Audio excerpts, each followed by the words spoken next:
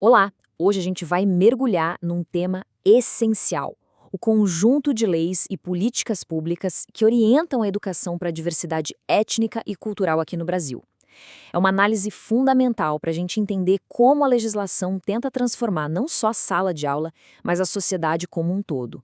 Bom, para começar, a gente precisa entender o tamanho do problema que torna essas leis tão necessárias. Os números mostram que, na prática, é como se existissem dois Brasis completamente diferentes vivendo no mesmo lugar. E olha, o que esses dados mostram é chocante, para dizer o mínimo. De acordo com a ONU, se a gente medisse o Brasil só pelo IDH da população branca, o país estaria lá em cima junto com as nações ricas. Mas se a gente olha só para a população negra, a gente despenca para uma posição junto dos países mais pobres do mundo. Essa fotografia é exata da desigualdade que a gente precisa encarar. É justamente para tentar corrigir essa distorção histórica que existem as ações afirmativas. A ideia não é criar vantagens, de forma alguma. O objetivo é trabalhar ativamente para garantir um ponto de partida mais justo para todo mundo. Tá, mas de onde vem a base legal para tudo isso? Bom, a resposta está no documento mais importante do país, aquele que realmente lançou as bases para a gente pensar numa sociedade mais igualitária. A Constituição de 1988, gente, foi um verdadeiro divisor de águas. Ela não só estabeleceu que a educação é um direito universal, mas fez algo inédito: classificou o racismo como um crime que não tem fiança. E foi isso que abriu caminho para todas as políticas que vieram depois. E é super importante a gente lembrar de uma coisa: essa garantia na Constituição não foi um presente, não caiu do céu. Foi uma vitória conquistada com muita luta, impulsionada pela persistência dos movimentos sociais que sempre entenderam o poder que a educação tem para mudar as coisas.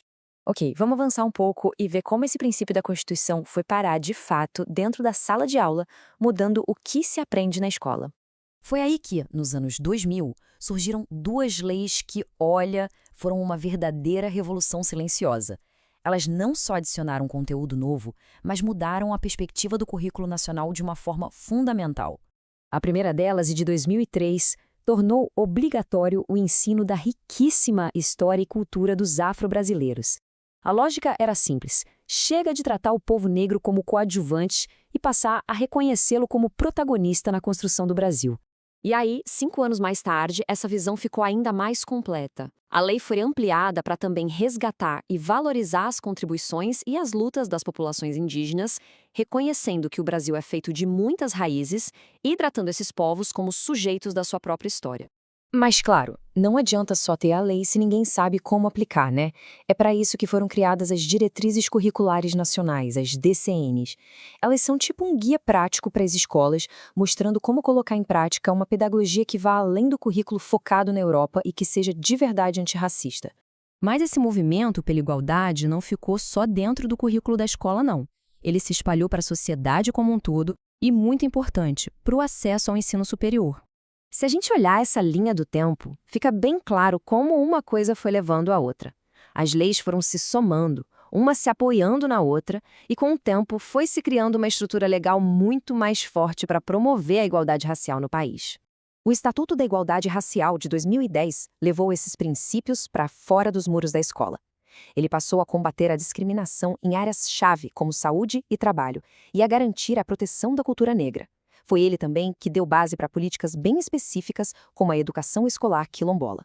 E um passo gigantesco no acesso à universidade foi a Lei de Cotas, de 2012. Ela reservou metade das vagas nas federais para estudantes de escola pública, com recortes de renda e raça. Isso mudou a cara da universidade brasileira. E essa política evoluiu, viu? Em 2023, ela foi atualizada, se tornou permanente e ainda mais justa, porque agora todo mundo concorre primeiro na ampla concorrência. Então, a gente tem a Constituição, tem as leis para o currículo, as políticas de acesso, mas ainda falta uma peça-chave para essa engrenagem toda realmente funcionar na prática. E isso nos leva a uma pergunta que é central, principalmente para quem trabalha com educação. Será que ter a lei, por si só, é o suficiente para garantir a mudança que a gente quer ver? A resposta é bem direta: não. Não sem o envolvimento ativo de quem educa. As leis dão a estrutura, mas são os profissionais da educação que dão vida a essas políticas no dia a dia. A formação de quem ensina é o verdadeiro pilar dessa construção toda. Então, o ponto crucial é que o papel do educador se transforma em 3 ações-chave. Primeiro, ser um pesquisador da própria prática.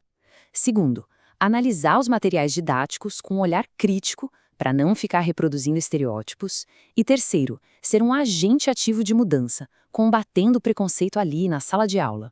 Porque, no fim das contas, não falar sobre o racismo não é uma atitude neutra.